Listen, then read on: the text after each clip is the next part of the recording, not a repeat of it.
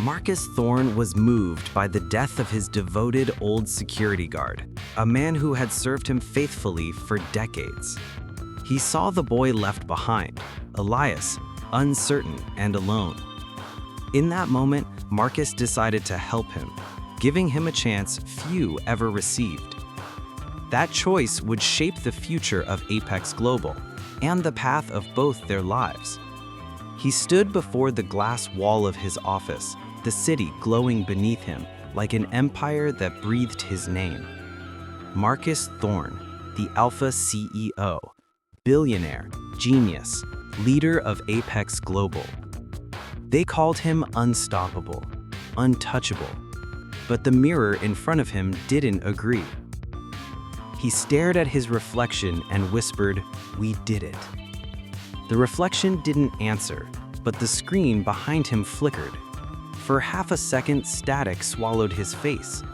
He rubbed his eyes. Too much coffee, too little sleep, too much pretending. He turned off the monitor and caught a glimpse of a small framed photo by the desk. His daughter, Claire. He hadn't spoken to her in 6 months. She had once wanted to run Apex's sustainability branch. He had told her, "You're too emotional for this world." She never forgave him. A voice broke through his thoughts. Elias Vance, his protégé, calm, sharp-eyed, always listening. "Board meeting in 5, sir," Elias said. Marcus nodded, straightened his tie. As Elias left, the mirror flickered again. This time, Marcus's reflection whispered, or maybe he imagined it, "You built perfection, Marcus. Now let's see if it survives truth." He blinked. The room went dark, and the reflection stayed. Elias impressed him. Humble, sharp-eyed, always listening. Marcus brought him in as an intern, then as an analyst, then as something far more personal, the son he wished he had.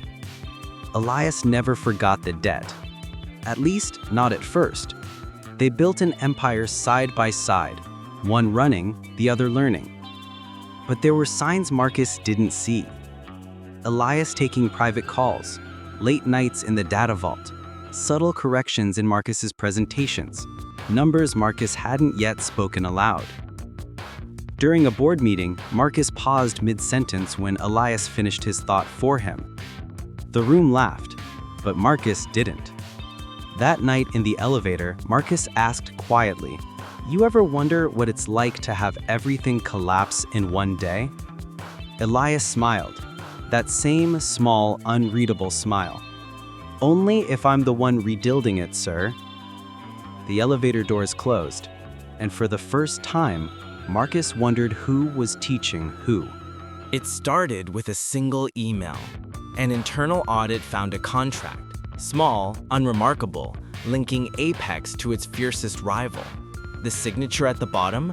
Marcus Thorne. He didn't remember signing it. He called IT. They confirmed.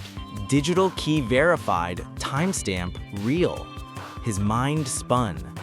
If someone could forge his code, they could rewrite the company itself.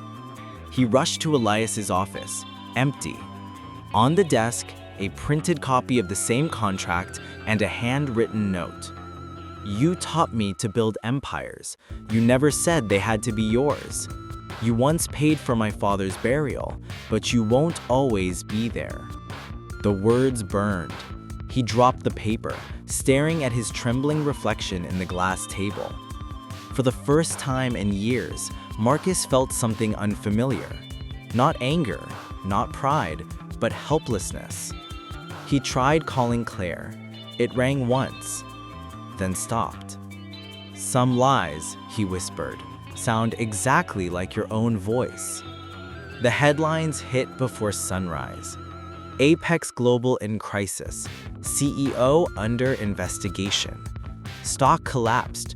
Partners withdrew. Board members turned off their phones. Every camera wanted a piece of his downfall. Marcus stormed into the boardroom, but his seat was already taken. Elias sat there, calm, composed, the new interim CEO. "Nothing personal," he said softly. just transition. Marcus laughed bitterly. You think this is victory? Elias looked at him with strange pity. This is evolution. That night, Marcus walked alone through the darkened office, his empire stripped bare. He found himself in the empty lobby staring at the marble where his initials used to be engraved. Workers were polishing over it already. He thought of Claire again, how she once said, "One day, your reflection will leave you." He hadn't understood her then. Now, he did. The world didn't watch him fall. It watched him vanish. 3 weeks later, the world forgot Marcus Thorne.